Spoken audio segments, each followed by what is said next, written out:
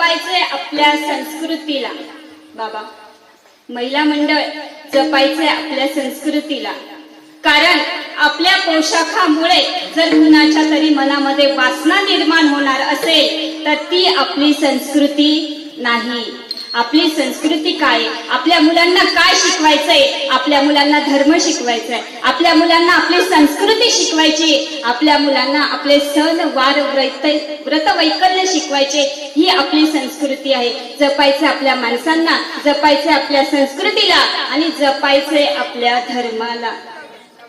आणि आमचा धर्म सांगण्यासाठी आता आम्हाला बाबा अधिवेशन घ्यावे लागतायत. याच्यापेक्षा मोठी शोकांतिका काय?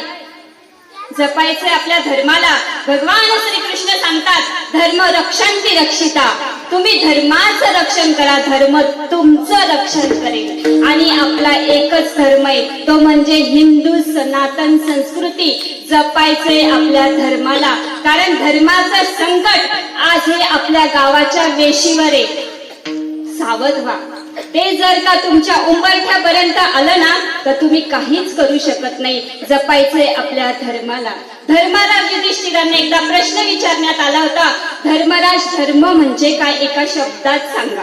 तेव्हा धर्मराज म्हणाले होते, धर्म म्हणजे सायुज्यता. आणि सायुज्यता म्हणजे जागं राहणं.